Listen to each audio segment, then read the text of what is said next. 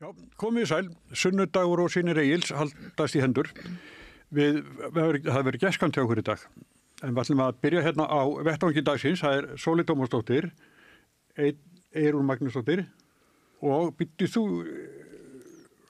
ekki segja mér það, Lilja Rannveig Sigurgeirsdóttir, fyrrverandi þingmaður Framsóknar. En ég ætla að byrja á þeir, Sóley. Nú, já. Hvern fólk hefur aldrei risið upp í íslensku samfélagi núna undanfarnu? Fagnar að sigri?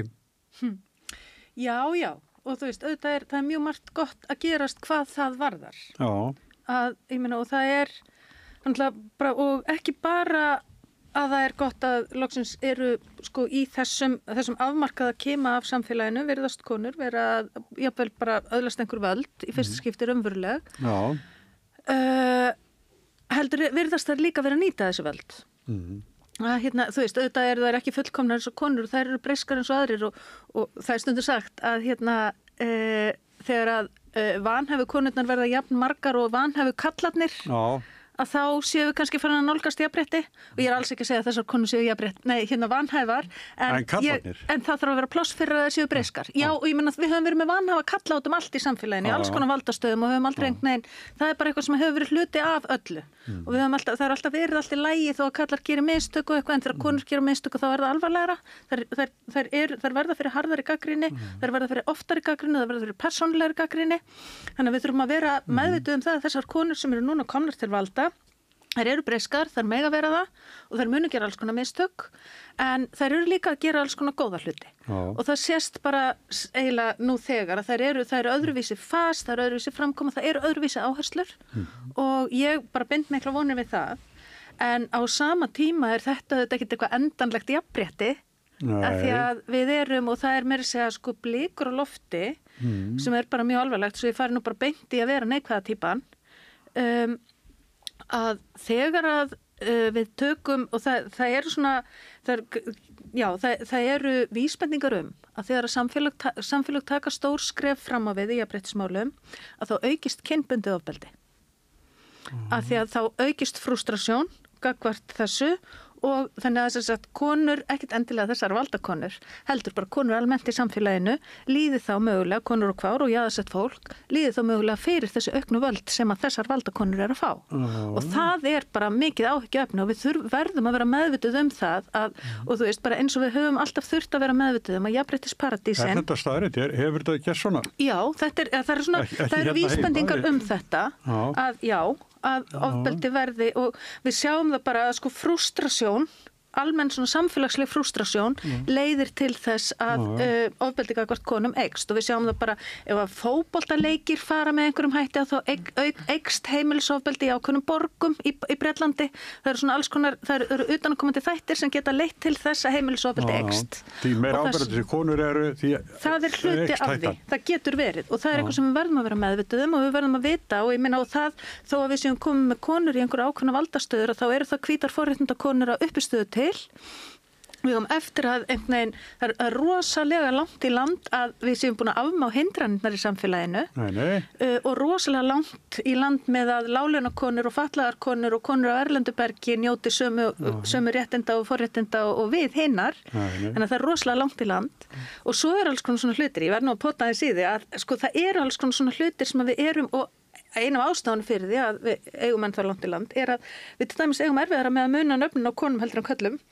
Já, nei, ég er brandar innan úr síðan. Það er veðmál hvort það komið sér gegnum eitt þátt geta kynnt alla. En það er, og þú veist, ég er ekki að pota í þig persónlega, heldur nei, er það þannig að sko, við tökum síður eftir að vinna. Ef ég unni til þess að endilega bara. Já, og ég veit að þú þolir það ágætlega. Nei, en þú veist, það eru bara ennþá, það sem að ég er að segja það er fagnaðarefni að konur eru komnar í ákveðin hluta af valdastöðum, það er fagnaðarefni að þær virðast vera að nota það. Við erum samt meðvituð að þær eru breyskar, við erum sanngjörn gagnvart þeim þegar við gagnrýnum þau og höldum áfram vegna þess að það er ansi margt sem við höfum eftir.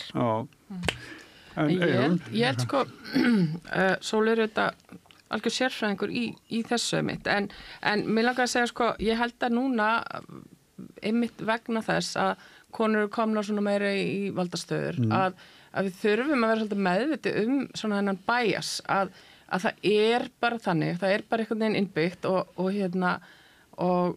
og ábyggilega til rannsóknir á því að við einhvern veginn dæmum konur harðar. Þær fá meira og þingkonur þekkja það alveg ábyggilega að það þarf meira einhvern veginn að fetta fingur út í hvernig að klæða sig, hvernig að tala, hvað áherslur að nota, hvernig röddin þeirra hljómar. Þú veist, maður heyrir oft að einhver sé svo pirrandi og hún er svo pirrandi rödd og hún tala svo einhvern veginn svona og hins einn að reyna einhvern veginn að þú veist, koma okkur út úr þessu eða vera meðvituð og viðurkenna bara, heyrðu, konur eru harðar dæmdar sem eru í valdastöðum, það er bara þannig og við þurfum að geta sko sagt og viðurkenda til þess að einhvern veginn svona geta bara tekið á því að hérna, þú veist, við þurfum að hlusta á hvað það að segja en ekki bara býtu akkur í svona astnalegri blússu eða akkur erum með svona skræka rödd eða eitthvað. Það nú bara fjölmiðl í landinu sem að skrifa hvernig konur eru klæddar og hvað klæðnaðurinn kostar og annað því og hafi verið í þessu áður. Það hérna Smartland sem einhverju vinsalasti vefurinn á landinu. En það er kona að fjalla konur einmitt með þessum hætti. Sem líklega svona 70% af innliti inn í mokkan Smartland. Já, hún nú ekki einamanneskjan sem að þessu og það sko, og ég veit ekki hvort þú manst eftir þessu Lilja, en ég var hérna nú var ég alltaf nervös, það ekki Lilja? Jú. Lilja er á veg. Þú ætlar ekki að gera. Sko, þegar ég var í pólitík og ég bara segi það, ég fullir það alveg að þegar ég var í pólitík þá fekk ég miklu fleiri athugasemdir það hvernig ég leit út heldur hvað ég sagði og því var yfirleitt blandað saman ef fólk ætlaði að tala það sem ég var að segja að þá var rosa oft hérna ef þú ætlar að vera að tala feminisma, reyndu það allavega að vera hugguleg, reyndu það allavega að ekki vera svona aggressív, ekki vera svona hörð, reyndu að fá fólk með þér meira, ekki vera alltaf ég meina, hann Dagur fekk aldrei, sem ég veist frábært og hann átti það ekkert skilið, en hann fekk aldrei athugasemdir að hann væri of ákveðin, of harður, of þetta. Það var bara alltaf lægi, eða kallarnir sem ég var að vinna með. En hann væri úr leiðinlegur, hann var eins og með áramót það hætti að vera leiðinlegur. Já, hætti að tala of lengi. Hann var aðalega, Róskilanlegur. Eitt af því fyrsta sem ég fekk vikuna eftir að ég var kjörin á þing þá var, já, nú er tími fyrir þig til að endurnýja fataskápinn. Þannig ég tengi nú alveg við þetta, því að þetta er ótrúlega stór hluti af þessu öllu og ég tek líka alveg undir það sem Eyrún talaði að það er einhvern veginn miklu meira verið að dæma rödd kvenna og annað og það ef einhver hefur sérstaka rödd þá er það bara óþólandi en ef að karlmenn eru með sérstaka rödd þá er það sérkennið þeirra og við þekkjum náttúrulega sko suma takta í ræðum en sko annað sem er bara einkenni þessa karlmanns en það er konur dempa þetta mun meira og ég hef alveg heyrt konur koma úr ræðustól bara, ég geri alltaf þennan kæk og ég er alltaf að gera þetta, ég verð að hætta þessu sem er í rauninni þeirra sérkenni í ræðum og mér finnst líka einmitt talandum það hvernig viðhorf gagnvart konum þá erum við líka að sjá það að viðhorf gagnvart konum í valdastöðum að versna, allir verulega og maður fann það á furðulegan hátt á þessu síðasta kjörtímabili að ég fór að heyra það mun meira í kringum mig að brandararnir sem voru í garð kvenna fóru að verða meiri alvara eftir því sem leið á. Bæði á samfélagsmiðlum og svo aðalega hjá bara strákum á mínum aldri og aðeins yngri að þeir voru hættir að vera með sko brandara þetta heldur þeir, því að vinhópurinn minn hefur oft verið þannig að maður er svona aðeins að skjóta að reyna að fá fólk að stað. En svo fór maður allt í að heyra það að voru komna svona setningar það sem fólk var ekkert að grínast. Og mér finnst það að vera áhyggefni.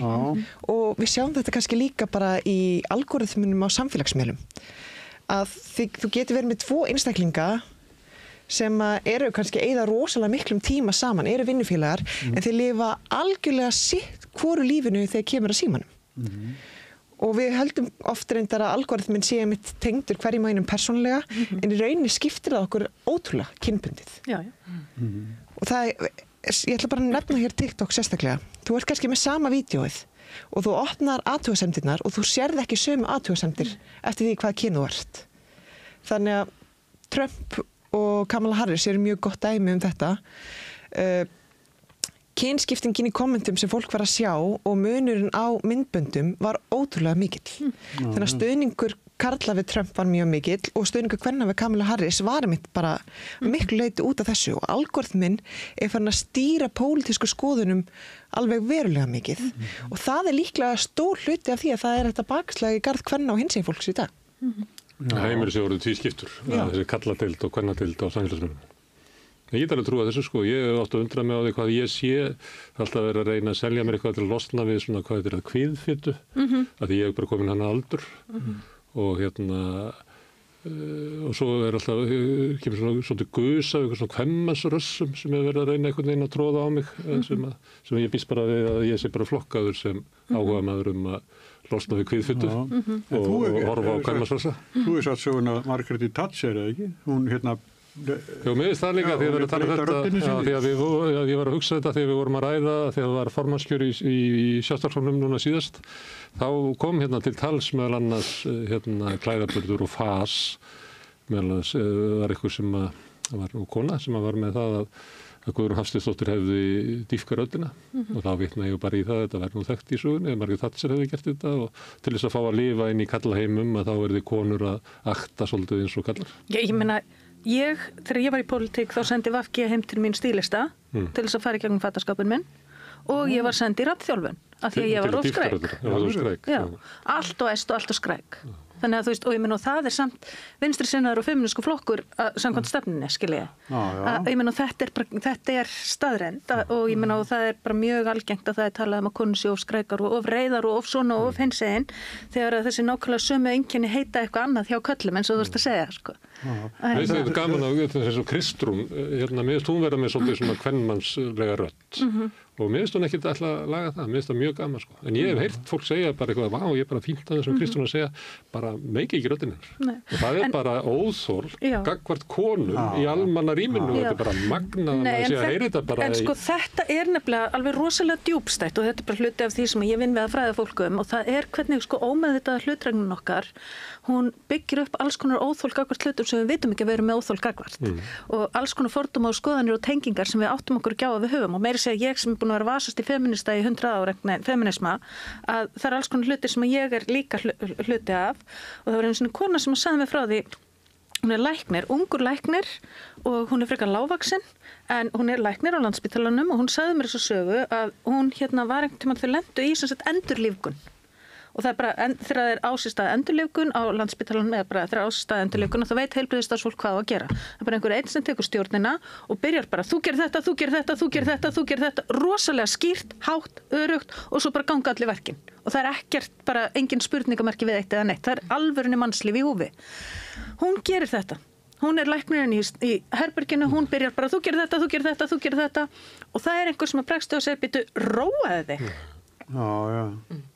Og það er maður sem er dáinn á borðinu hjá þeim. Og eftir á, þau reynda björguðu þessum mannslífi, skilst með samkvæmt sögunni allavega. Og en eftir á fóru þau að ræða þetta og þá skilst mér að það eru rannsóknir sem sýna að það hafa í alvörunni einstaklinga dáið að því að konur eru síðar teknar alvarlega þegar að þær taka sér svona mikið vald. Við erum bara svo óvönði að sjá konur ræsa sig, við erum svo óvönði að heyra konur í hækkaróminn.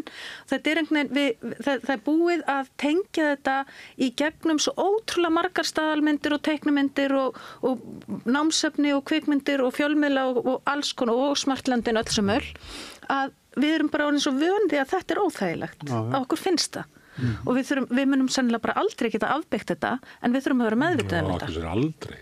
Af því að þetta er svo óbúslega djúpstætt í okkur en það sem við þurfum að gera það sem við þurfum að gera er að vera meðvituð um þetta og hætta að láta þetta stjórna okkur. Nei, þetta við ættum að vera þannig þetta. En hins vegar eru eins og upphafi var að það var myndað meirihluti í borginni, það voru 5 konur. Þeir sem er ekki í meirihlutunum, það er leitt af 1 kalli og 2 konum. Þannig að konur eru bara þar, það er svolítið öðruvísi en þú góðst býst við. Já.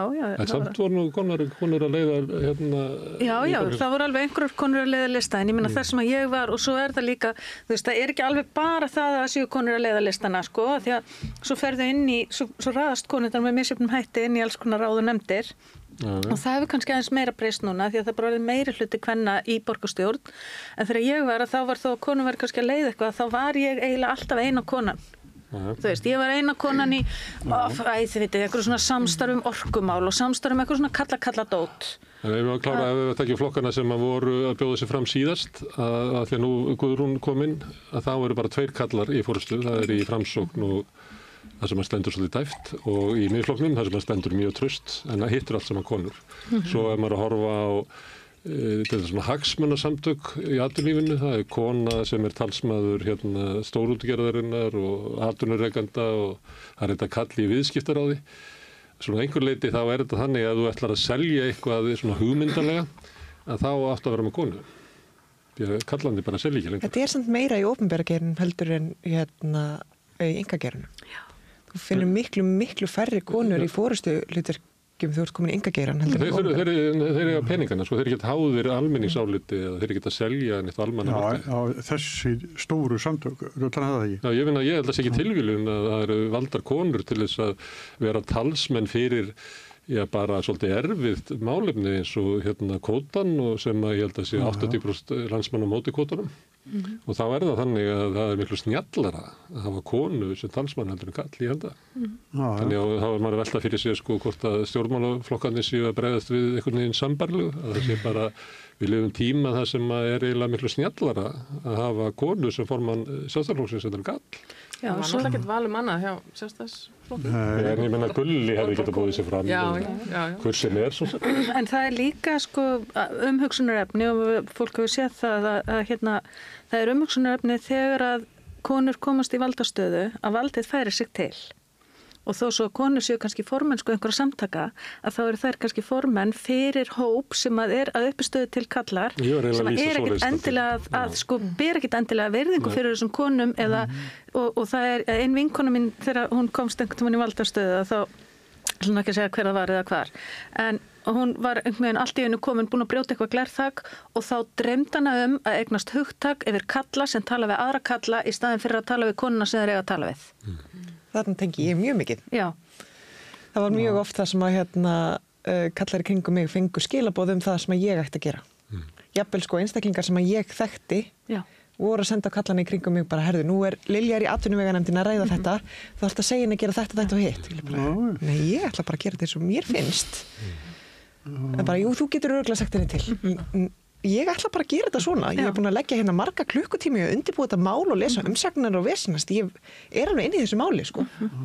Þetta tengist öðru þegar kona er áberandi. Þá var alltaf einhverju kallar á bakvenna sem er að stýra henni.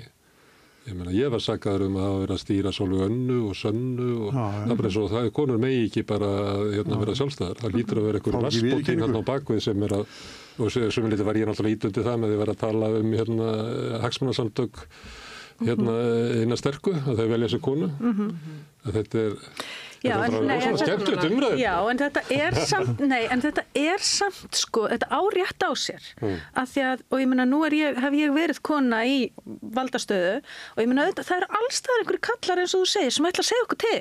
Þeir eru stöðugt að reyna Varst einhverjum jóða að stýra þér? Að sjálfsögðu, þeir eru alltaf að reyna að segja okkur til allir þessi kallar sem eru í kringum okkur. Það er samt sko, það er stigsmunur samt sko. Já, hvernig þeir gera það mjög oft gott. Ég fekk líka mjög oft skilaboð þar sem bara hérna er ábending varðandi þetta mál. Það er allt annað. En þegar aðri kallar voru að fá skilaboð það hvað ég ætti að gera, það er allt á allt öðru kaliberi. Það var ekki eftir ráð fyrir að þú sért svona Já, ég er bara að hlýða. Einhver annar stýrið þér. Já.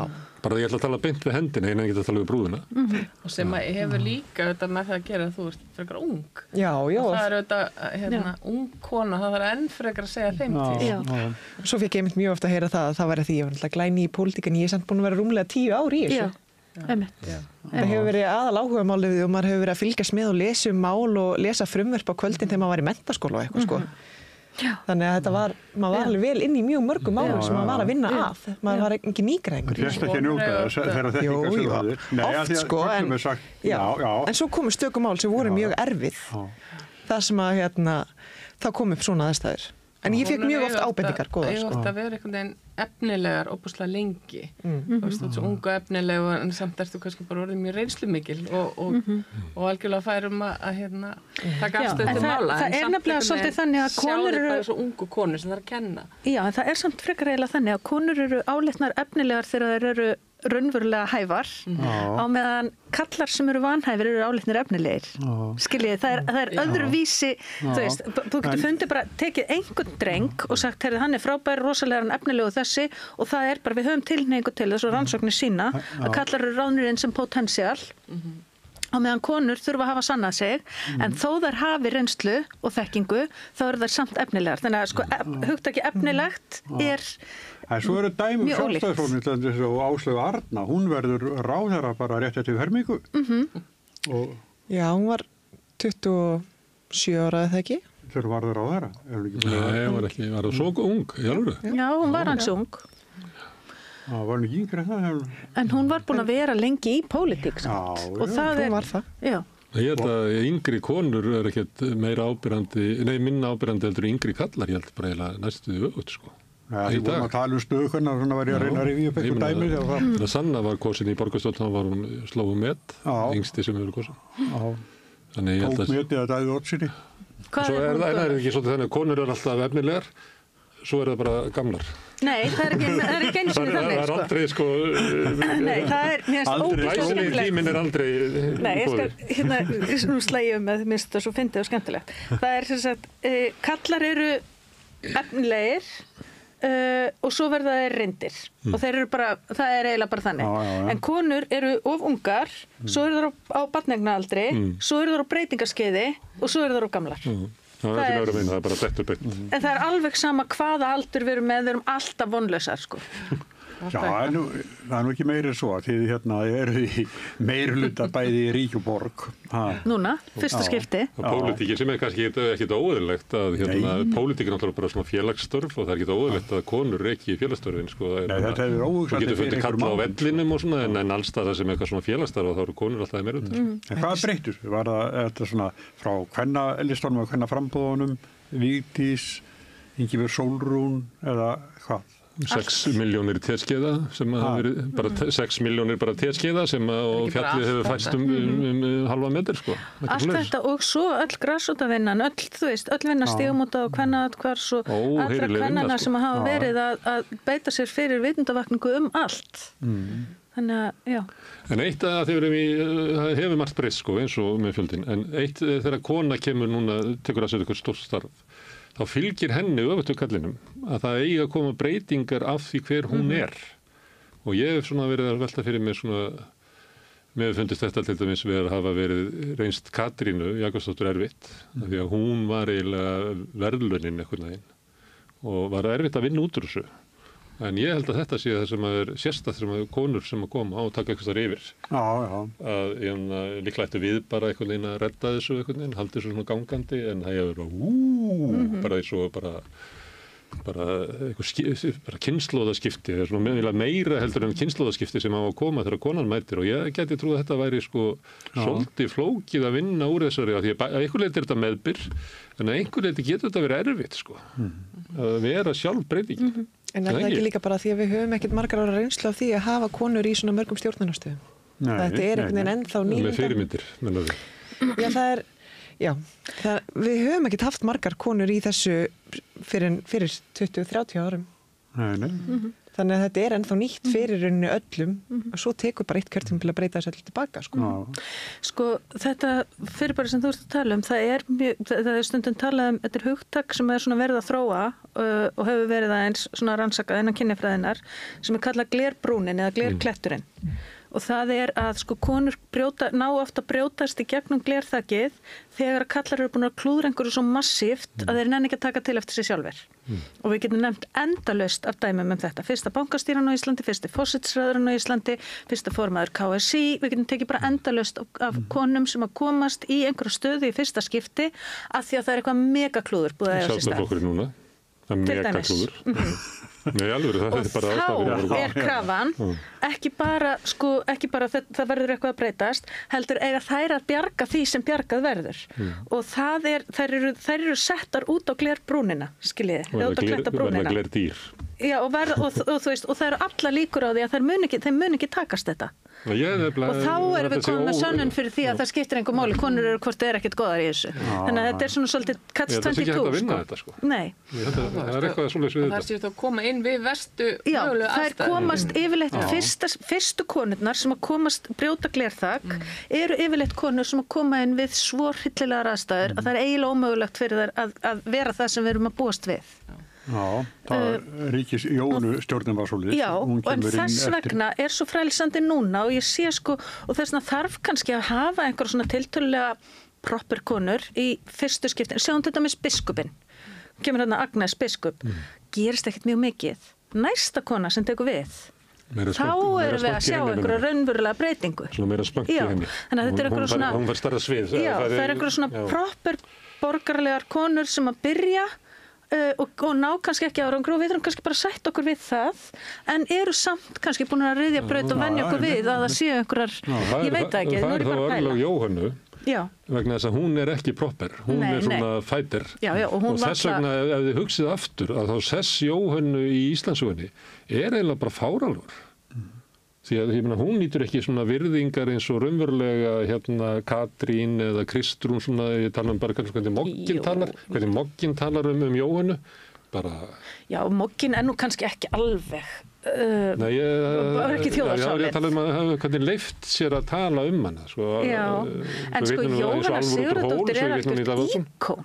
Jóhanna Sigurðardóttir er algjört íkon. Ekki svona jaft út allt eins og... Er það ekki? Við veist það bara Nei, hún líka hún það er mínum huga svolítið baka kakart fjölumilm og svona Jóhanna hefur verið svolítið svona hún er svona veik núna og kemur ekki viðtöl og svona vegna þess að hún er bara orðin veik meðan hún var í pólitíkinni að þá var hún svona svolítið erfið með það að vilja tala, bara forðaðist stundublaðamenn. Ég held að það sé út af þessu sem þeir voru að lýsa hérna að hvað er erfitt að vera kona fremst og þú ert bara svo hart dæmd og það er alltaf verið að túlka í því hvernig hún segir og gera eitthvað klaufalegt og eldir að þig og ég held að hún hafi bara verið svona að sömuleyti, hún var náttúrulega kemur í gegnum alþýðuflokkin í baráttu við að kalla í hvað 30-40 ár. Þannig að þegar hún eru forsætisráðherra þá er hún bara með 18 brynjur á sér sko. Og þá er hún líka í fjölmiðlaumhverfi sem að þið voruð, strákar, hluti af þar sem ég held ég hafa átt sko samtal við ykkur báða að þú veist, konur voru beðnar að koma í einhver viðtöl með engum fyrirvara eitthvað sem við höfum engan tíma til að kynna okkur. Það kallar þessu alltaf já sko. Já, þeir svo alltaf já og þið skömmuðu okkur alltaf fyrir að við værum ekki til, skiljiði. Nei, ég held ekki alveg rétt. Jú, þetta var þannig. Það var þurfti lengri fyrirvara að því að þeim tíma sem þú ert að tala eða ég held, að þá þurfti þeir að fara að laga á sér hári og svona fyrir Nei. Ég bara hef persónlega reynslu af þessu. Ég er að tala hérna sko bara fyrir 1990 en þeim tíma. Þetta var þannig. Já, en hún var samt, þú veist, þetta er ekki 1990, þarna erum við að tala kannski upp úr aldamótum, þarna er Jóhanna en þá, hún er stjórnmálakona. Og þetta er umhverfið þar sem að í alvörunni var ekki, hvað maður að segja, kynjuð viðhorf til þess hvernig bara fólk þurfti að vildi undirbúa sig og standa sig í fjölmiðlum og þetta var allt eitthvað svona bara þetta reddast stemning og svo voru konur gagnrýndar fyrir að taka ekki þátt í þessu eða ef þær mættu og tóku þátt í þessu þá voru það gagnrýndar fyrir að vera ekki nógu vel undirbúnar. Ég get tekið undir það vegna þess að ef maður er að búa eitthvað með skömmu fyrirvara þá koma kallanir að þeir efast aldrei með ágæti. Konur hins vegar eru bara aldrei upp við það að efast það þannig að þær vilja vera vel undirbúnar.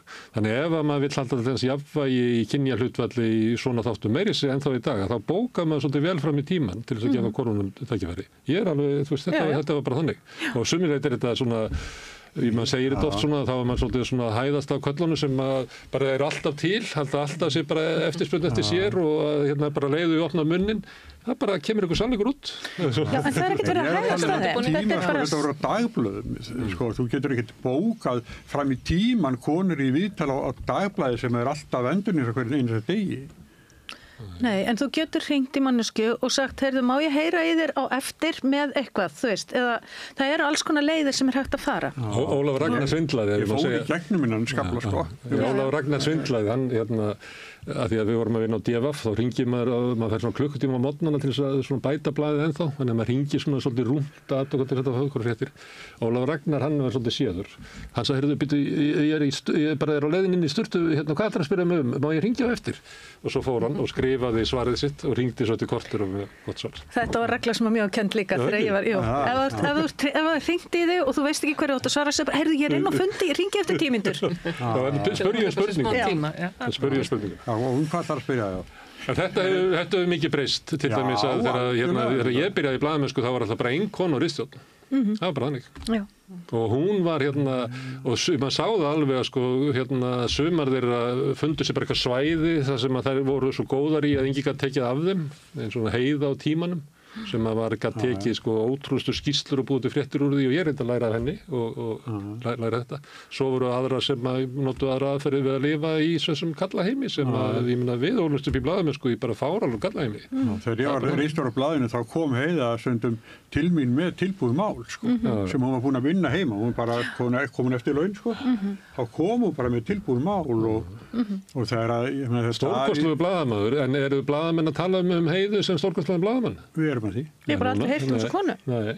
En það er allir að tala um hvað við höfum verið sniðugir eða Jónas Kristjáns og allir þessi kallar sko. Já, það er svona fyrsti reynsluheimurinn þannig, reyndar var Jónas með merkilegum maður. Já, það er ekki. En líka fullt af konur sem hafa verið frábæri í fjölmiðlum sem við tölum aldrei um. Ritstjórnartíðin hans var mjög gjöfur, sko. Herri, förum ekki að rífast hérna, tölum við eitthvað annað. En svo er þetta reyndar mjög áhugaverð punktur varðandi bara fjölmiðla menn og aðra sem hafa einmitt vaxið svona mikið í starfi. Mér finnst þetta mjög mikið ágefni hvað fjölmiðla mennum er að fækka. Alveg. Gríðarlegar það var bara síðast núna. Hann Lógadóttir Sunna Ósk. Af heimildinni yfir til hvers fórum? Rauðakrossins. Og við sjáum að það eru rosalega margir að fara blaðamaður til í eitthvað. Margir farinir á þingið. Það eru mjög margir sem hætta bara og við höfum séð að það hafa margir fjölmiðlar orðið bara gjaldþrota á síðustu árum. Það eru bara mjög margar pælingar varðandi það hvað er að valda þessu. Við erum að sjá að það eru mjög margir ungir blaðamenn sem hætta síðan eftir kannski 5 ár, þannig að reynsla blaðamanna er að minnka alveg verulega og bara frá stjórnmálahliðinni þá getur þetta verið mjög þægilegt fyrir stjórnmálamenn. Af því það er ekki hægt að koma stjúftir inn á nein mál.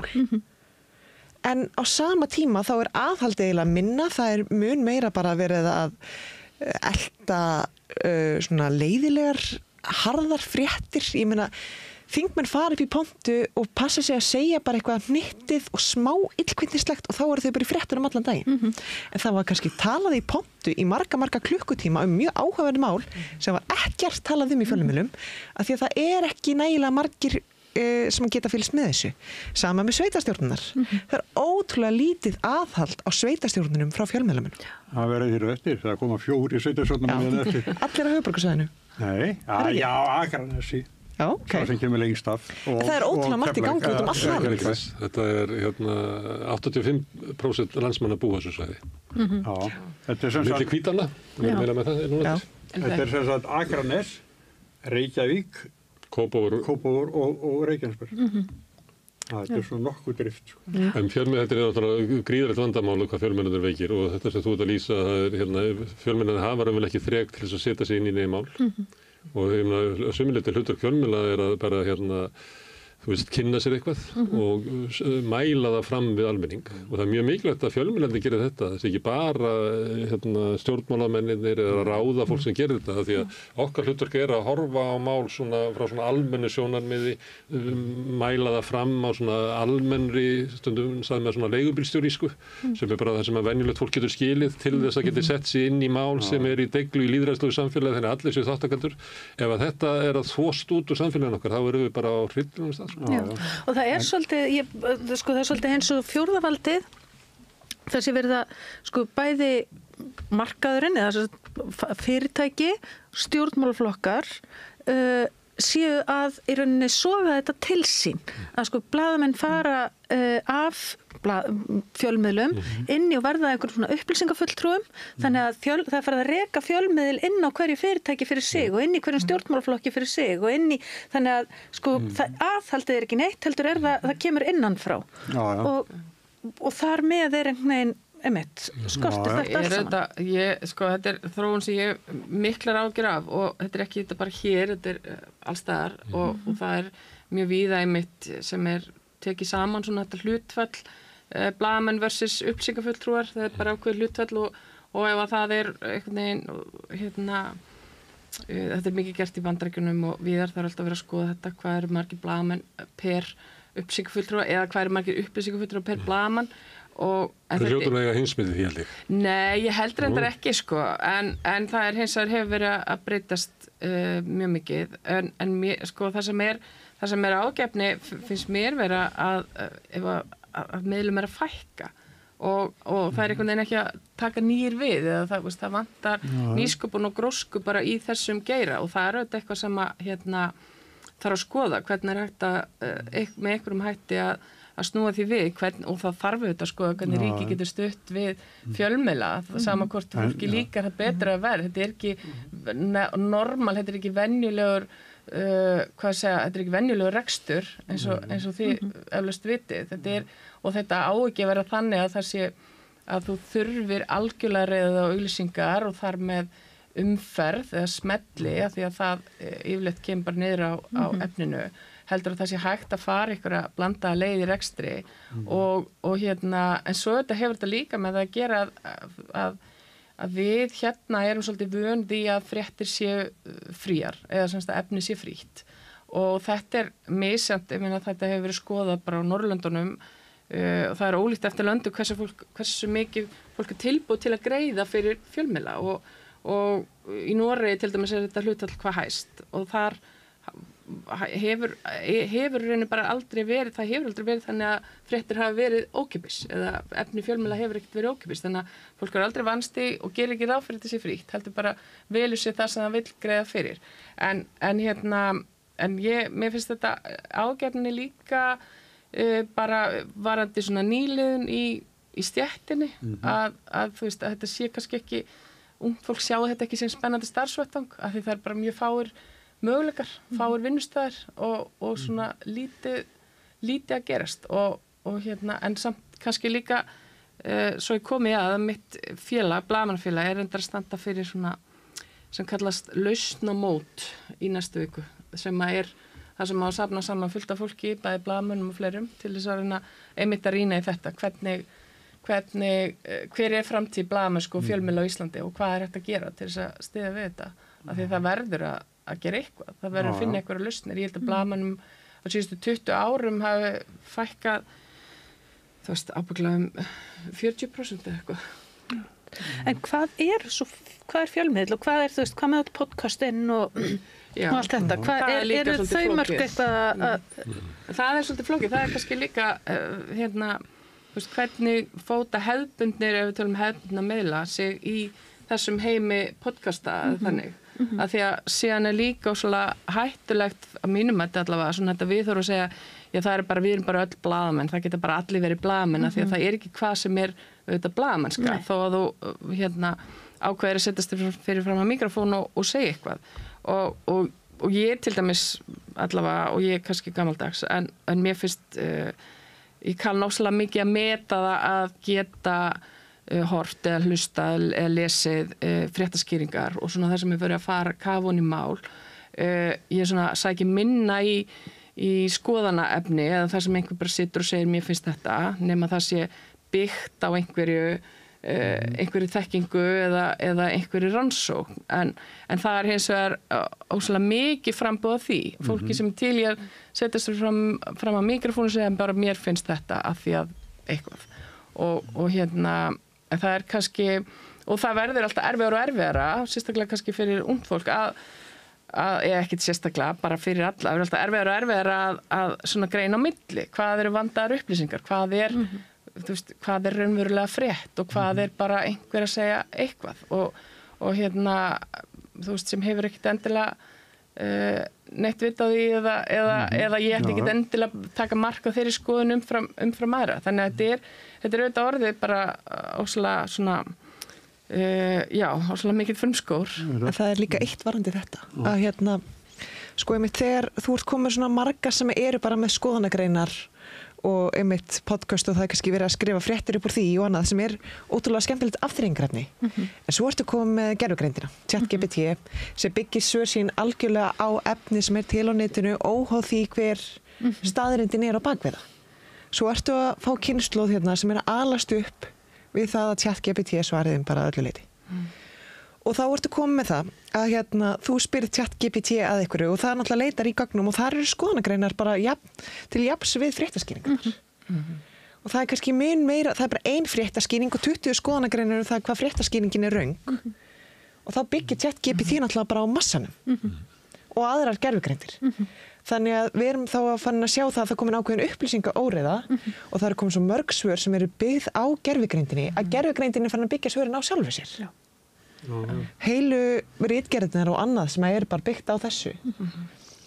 Þannig að þetta líka tel ég miklu leyti sé kannski ástæðan fyrir því að það sé bakslag mitt í ýmiss konar réttindum vegna þess að massin sem til af neikvæði efni í garð hinsegin fólks, í garð kvenna, í garð bara við sjáum allan heim til þessi garð svartra að massin efnin á ensku og það mjög mikið að neikvæði efni til sem verið að byggja gögnin á.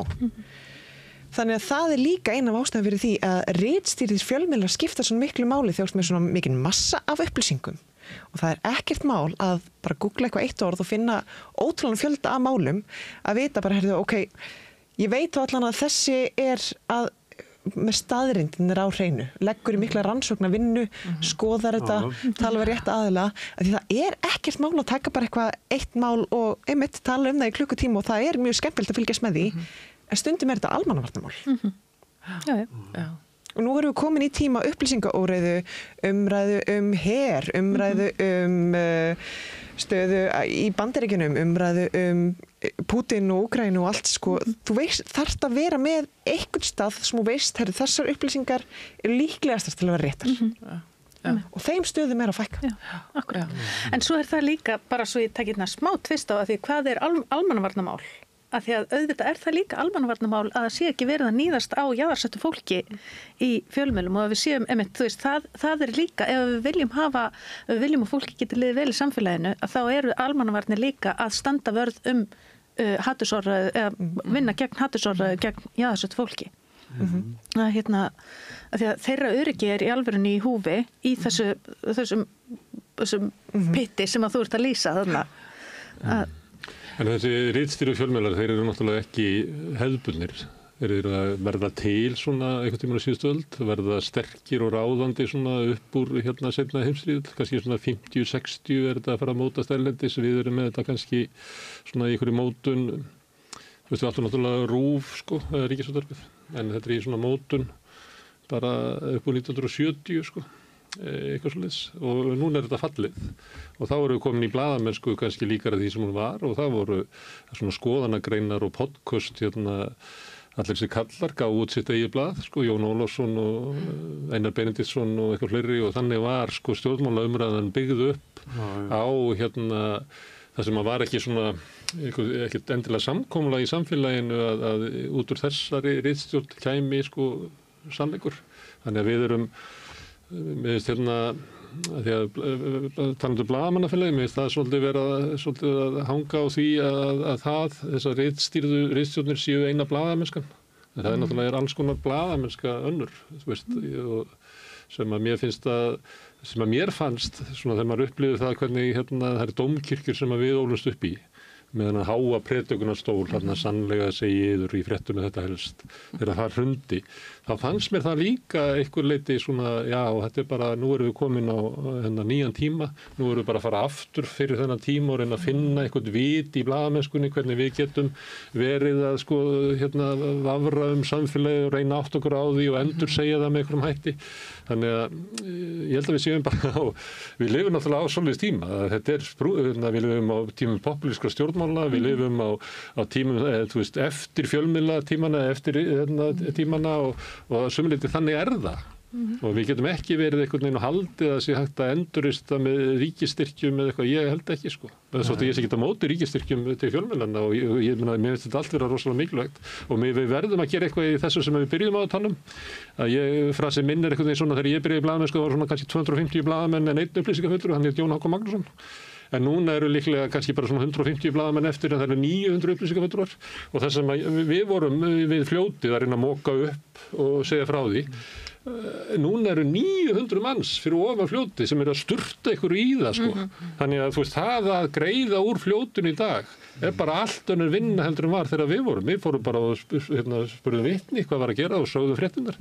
En núna þetta meir og minna búið að reyna að afvegaleiða þetta og þvæla þetta og þannig að fljótið allt spamar að venga sko. Við höfum líka, sko, þeim tíma þá höfum við aðgangað öllu valdafólkinu. Já. Ekki bara, við gáttum bara hringt í ráðherra eða trist við sumum alveg og öðrum ekki. Síðast þegar ég var á ritstjórn þá sagði við blaðamennina bara við birtum ekki eitthvað sem upplýsingafulltrúi segir. Það bara við birtum það ekki. Og mér finnst að til þessi svo RÚV og svona ef að þeir eru að berjast fyrir blaðamenn svona. Af hverju verið að tala við forstöðumann greiningadeild í bönkunum? Hvernig dettur það í hug? Þeim. Þetta bara rögg. Þú getur talað við fólk í háskólanum sem byggir á svona ritrýndum greinum og einhverju þekkingarleit. Þetta bara maður sem vinnur hjá banka sem að okra okkur alla daga, sem einhvern veginn að telja okkur trú það hvernig efnahagsmálið að þróast á Íslandi. Ég bara næði þessu ekki. Og hefur of mikill hagsmuna að gæta. Algjörlega. Hann við ætti að vera, ef hann kem í setti, þá ætti hann að vera með hatt sem að stæði ekki taka mark á þessum manni. Þannig ég skil ekki þess að undirlagi hátt blaðamennskunar. Ég held að við þurfum líka eitthvað svona að vera stoltari og almenningu þarf að vera bara, við þurfum eitthvað svona eins og vakningu að vita að auðvitað það ekkert satt sem að Samtök atvinnulífsins segið að viðskiptaráð. Akkur eru við bara kastljós eftir kastljós bara með línuna frá viðskiptaráði. Hvaða rugl þetta? Það já.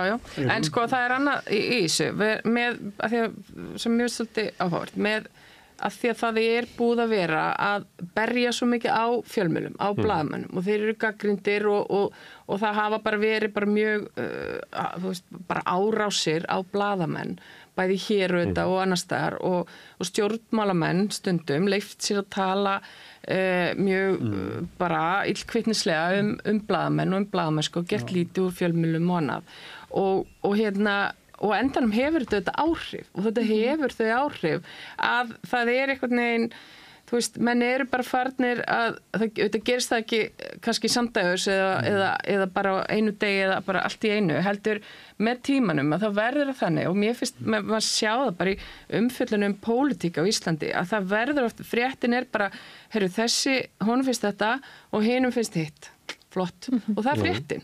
En auðvitað á blaðamaðurinn verið að greina máli og segja, hérna risastórt mál og hér við erum með þessi gögn og þessar heimildir og fleira. En akkurat, þú veist, og eins og þú veist að nefna, það þetta líka þannig í þinginu stundum og ákveðnir þingmenn læra inn á það að þú getur bara sagt eitthvað og þú veist að það verður fyrirsögn. Af því að þú bara orðar það nú krassandi og það bara flott. Og þá einhvern veginn þetta bara komið og ég ekkert að gagnrýna fréttamenn eða blaðamenn endilega því að oftast þetta bara fólk sem vill gera þetta vel en þegar það þegar búið að berja svona mikið á þér þú búin að endalaust að fá að heyra ef þú segir fréttina svona þá ertu hlutdræg með þessum ef þú segir hann einhvern veginn öðruvísi þá ertu að draga taum eitthvað annars að þá verður fólk á endanum bara ok, hérna bara staðrendir og þið bara lesið í þetta. Samt verður blaðamennir að hafa eitthvað viðþór við Jónas Kristó kallar þetta granna blaðamennsku við hættum staðið svo köllum þetta hann segir, hún segir fréttir þetta bara tilgangslaus dreifing upplýsinga, þetta tilgangslaust ef það er að blaðamaður þá verður að setja það inn í það og þú verður að reyna áttað á málinu og þú er trúnaðarmaður lesanda og þú verður að segja honum hvað þú telur verða réttast ekki endilega að segja alltaf sannlega að segja yður en þú verður að stilla þið upp þannig að fólk sé ykkur nær. Ég alveg viss það að helgar bara einn fréttamaður á vakti á sín á Stöð 2. Bara, og ef það lítið til, maður þekkir þetta, ef það lítið til frá vikunni sem svona verið geymt, þá kannski það einn fréttamaður með tökumann að anskotast á marga staði og þá verður það sem skrifað eða gert verður mjög þunnt. Það er ekki hægt að setja sig lengra inn hvað segir þetta? Já, það var með svona núna í gærkvöldi var eitthvað svona greinilegt að fréttamaðurinn var ekki búinn að kynna sér neitt en hvað það að gerast hér? Þetta alveg galið. En svo þetta hann segir, hún segir fréttir þetta það fólk sem heldur og einmitt að bæði vegna vanmáttar margra fjölmiðla og tímapressu og alls konar hluta og kannski líka metnaðarleysis að einhverju leyti að þá mjög oft, og ég meina ég hef bara frá því ég byrjaði að koma fram í fjölmiðlum undanfarin 20 og eitthvað ár, að það er mjög oft sem að fjölmiðlafólki finnst eðlilegt að það sé einhver á móti mér, af því að það þarf að vera svo mikilvægt að fá bæði sjónarmið á því sem að ég er fram að færa, og þá er það yfirleitt þannig að ég er fengin í settið og svo einhver sem er á móti jafnrétti. Og byrju, ég er sérfræðingur í þessum málaflokki og það er bara einhver sem hefur skoðun sem er jafngild, skoðun hans er jafngild sérfræðiþekkingu minni. Þetta klikkaðist það þegar frelsisbarátta samkynhneigðra byrjaði. Hommandi voru svona meira áberandi og þeir komu í sjónvarpið og voru að tala hagsmuna og frelsisbaráttu samkynhneigðra. Þeir þurftu að tala það við Gunnar í Krossinum eða eitthvað laus. Hvað er það? Akkurat. Og þetta er held ég hluti af, ég meina þetta er einn hluti af því sem einhver kalla polariseringu eða uppgangi öfgahægrisins, að þau hafa komist upp með, öfgahægrið hefur komist upp með að slengja fram einhverjum skoðunum af ótta við fjölbreytileika og mannréttindi sem að hefur einhvern veginn verið gert jafn hátt undir höfði og mikilvægri og eðlilegri mannréttindabaráttu, skiljiði. Og það er einhvern veginn, og þá er mannréttindabaráttan orðin að einhverjum pól, Er það eitthvað öfga? Svo fær það hatrið, það fær dreifingur á samfélagsmiðlum af því að það vekur athygli, fólk verður reitt, fólk fer að deila því, það fær miklu meiri dreifingu heldur en eitthvað sem er jákvætt og fólk bara lesta einu sinni og pæli sín ekkert frekar í því. En ég bið ykkur samt að undanskilja okkur gömlu hérna, við þetta gerum við aldrei gert að segja og svona, við alltaf unnið okkar fréttir. Já, þetta er... En mér langar að spyrja Lilja Rannveig Sigurgeirsdóttir, hvernig fór svona illa fyrir Framsóknarflokknum í kosningunum? Já, svaraði sko, já. Nei, þið hljóta að vera búin að ræða þetta ykkar á milli. Já, það náttúrulega, svo þegar kemur að svona stöðu þá líka þannig að það er kannski engin sammála heldur. Nei. Það náttúrulega hafa allir sína skoðun á því af hvernig það fór illa. Síðan er mjög sérstætt að heyra það að við fengum náttúrulega mjög mikið á okkur að við höfum ekki verið að standa okkur á mál sem við höfum verið að koma fram með, hafa ekki verið nægilega góð og við höfum ekki verið að vinna okkur nægilega mikið og svo það er gagnrýni sem kom frá þeim flokkum sem eru núna í ríkisstjórn og eru að koma fram með sömu mál. Þannig ég átta mikið heldur alveg á því, bara málefnin sem að þið hafi verið að grafa undan núna í ykkur ár þegar að koma fram með nákvæmlega sömu mál. Oft ekki einu sinni breyting á málinu frá því hún kom inn til okkar í þingflokknum og við vorum að fara yfir og lesa. Þannig að það er kannski líka sýnir að mögulega gæti verið embættismannakerfi í ráðuneytinu verið bara svo sterkt að það skiptir ekki máli hver ráðherra. En stundum er það svoleiðis. Það virðist vera það í sumum ráðuneytum. En ég held að það hafi verið bara til dæmis frá mínu sjónarhorni oft komið mál sem að maður brann algjörlega fyrir og aðgengið að ráðherrunum var svo gott að maður gat bara sett svona niður með þeim og rætt málefni og tekið kannski einhverja klukkutími í að ræða það. Átti ég sem labba út og skrifa grein á móti ráðherrunum sem er búin að sitja með mér og er að skoða málið. Ég get þá ekki verið að taka eitthvað risastórt mál og verið með leiðindi í fjölmiðlum þegar aðgengið er svona gott. Þannig að það er líka þessi fína lína, sko, það er frekar erfitt að vera þingmaður í stjórn út af þessu aðgengi. Maður getur til og með tekið bara mál eins og varðar veginn á Vesturlandi. Nú bý ég hérna á Vesturlandi og það hefur náttúrulega verið þannig að veginnir eru orðnir mjög slæmir þar og það var mjög mikið til umræðu hjá okkur. Það hefur samt bara verið þannig að þeir hafa versnað mjög hratt og þegar þungaflutningar eru svona miklir þá náum við aldrei að halda í við það. Þannig að við náttúrulega ræddum það mjög mikið inn í okkur og það var bara vinna í gangi og það var náttúrulega mjög erfitt að fara þá út og tala endalaust um það þegar við gátum náttúrulega að tala um það hjá okkur. En kannski þurftum við að segja bara meira, við vorum kannski ekki nóg duglegir því að segja bara, við erum að ræða þetta rosa mikið hjá okkur, við erum komið með þessa sérfræðingu og annað að vinna, við erum að skoða hver eru næstu skref sem við getum tekið. Svo náttúrulega eru þær aðstæður núna að uppgangur til dæmis, bara vöruflutninga hefur orðið það mikill að þó að veginni séu lagaðir í sumar, þeir munu líklega vera slæmir aftur, viðhaldsþörfin eykst, ferðamannastraumurinn eykst. Þetta er náttúrulega bara stóra máli þegar ég var að ferðin í kjördæminu. Þú er ekki getað sett út á þetta með formann sem samgöngur á þetta? Hann náttúrulega, við rættum þetta mjög mikið og hann var í því að skoða þetta og við vorum að versnast í þessu og það var ekki nógu mikið sett inn á samgönguáætlun síðast og svo kláraðist ekki samgönguáætlun. Þetta var klálega eitt af því sem var farið að skoða. Því að við náttúrulega vorum að ýtast í því að yrði settur meiri peningur í þetta en svo var þetta bara ekki klárað. Þannig að við komumst til dæmis aldrei í það að breyta neinu á síðasta kjörtímabili við sem vorum ný. Sigur Ingi sagði að sjálfstæðisflokkurinn væri ekki stjórntækur, hann hafi verið svo erfiður í samstarfinu. Sum voru mjög góð í samstarfi, sko. En hann sagði þetta, Sigur Ingi, eftir kosningar. Sum þeirra voru mjög góð í samstarfi, en það var svolítið erfitt að vinna með hópi sem var ekki lið. Við vorum mjög mikið að vinna út frá því við vorum oft ósamlega, við vorum svolítið lið, við tókum rökræðinir inni og svo bara fórum við saman út í þetta sem virtist ofta ekki vera staðan hjá Sjálfstæðisflokknum. Þú kannski varst búin að ræða við einn, varst með nefndum og kláraðir og svo fóru þau inn á þingflokksfund og það kom allt önnur staða út. Skil. Þannig að það var oft mjög erfitt. Og kannski það sem Sigur Ingi var að meina. Já. Meðal annars. En þetta eru 3 ólíki flokkar, það voru mismunandi sérsta og það er rosalega erfitt að vera í 3 flokka ríkisstjórn. Það er það. Saknar þú þingmennskunar? Já, ég gera það. Ég myndi ekki mæla með þessu við neitt, en ég myndi alltaf gera það aftur. En þess að þú ert víst til að bjóða þig fram aftur? Já. Sjáum til hvernig það verður bara þetta gerist allt mjög hratt, sko. Maður veit aldrei hvernig staðan er þegar kemur að kosningum. Mér finnst ótrúlega margt vera mjög skemmtilegt. Mér fannst þingmennskan vera mjög skemmtileg og ég bara brenn fyrir þessu. Mér finnst það svo gaman. En mér finnst margt annað líka ótrúlega skemmtilegt. Ég í rauninni fór af stað leið og kom í ljós að ég var ekki á þingi, þá hugsaði ég líka bara okkur þar ákveðin tækifæri fólkin þessu. Nú get ég sagt hvað sem er hvað sem er. En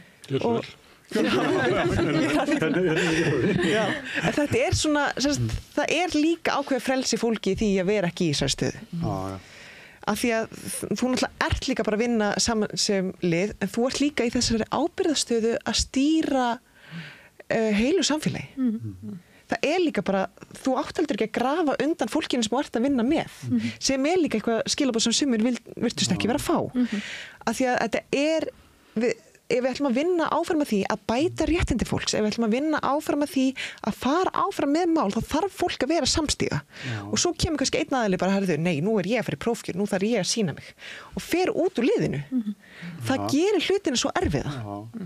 En þetta bara, svona gengur samt pólitíkin á sama tíma. Þú ert að tala alveg svo þingmenn þegar ég var þingverðamaður.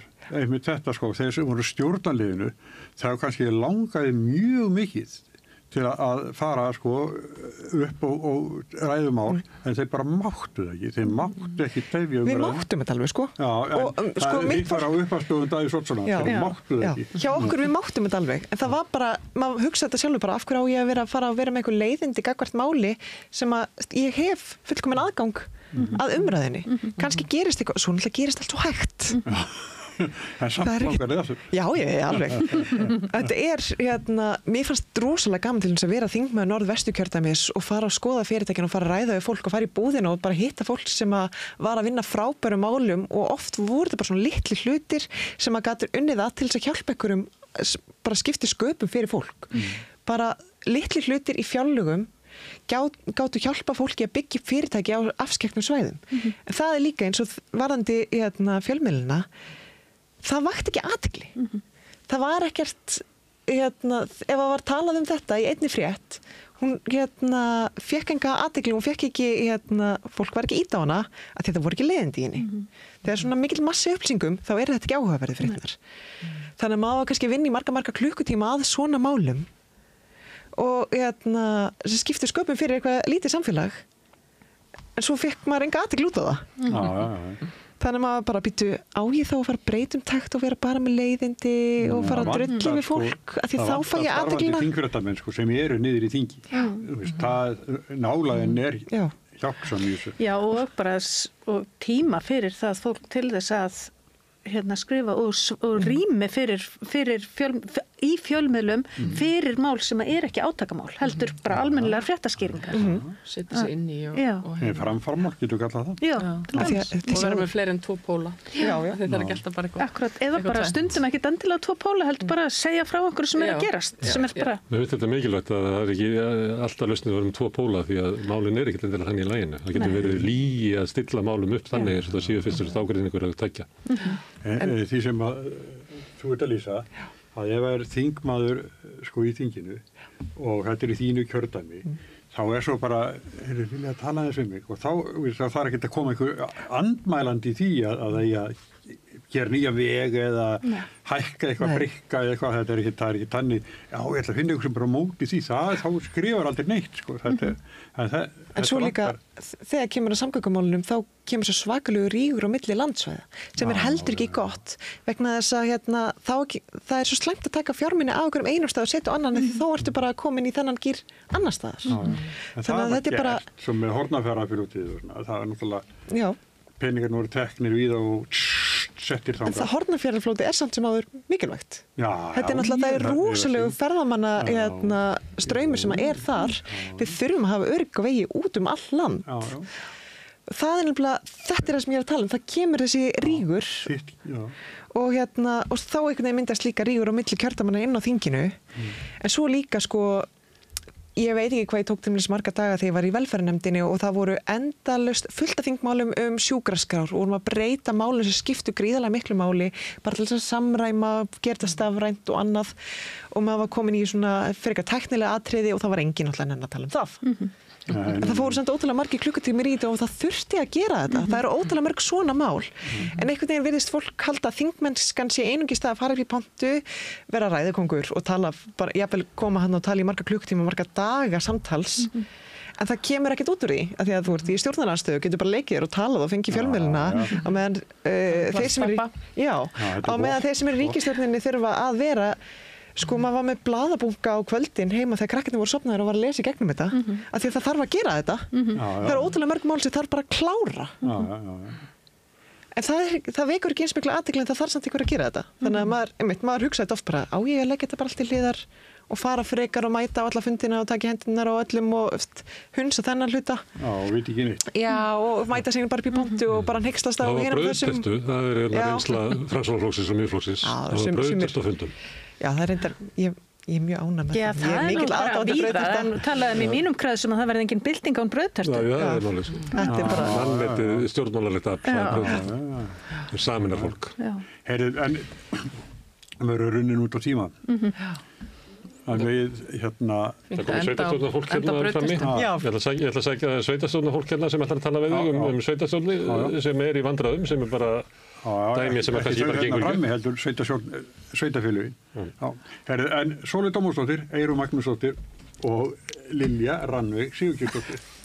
Þú gleymir ekki nafninu hérna frá? Nei, Rannveig er nafninu. Mamma hét Guðrún Rannveig. Þetta er svona, því það gleymir ég aldrei. Og Smári, þú varst... Ég ætla að bregða mér aðeins frá. Ég kem svo aftur og eftir þegar þú er búin að ræða við sveitarstjórnarfólkið. Sæla sinni. Nei, augnablik bara. Býðum mig augnablik. Hjálpið okkur að byggja upp dreifikerfi samstöðvarinnar með því að læka síður samstöðvarinnar á YouTube og Facebook. Þarftu að tala borgarfulltrúa. Borgarfulltrúar Sósíalistaflokksins eru með viðtalstíma alla mánudaga klukkan 13:30 til 14:30. Það þarf ekkert að bóka tíma, endilega kíkja við í Bólholt 6, 105 Reykjavík.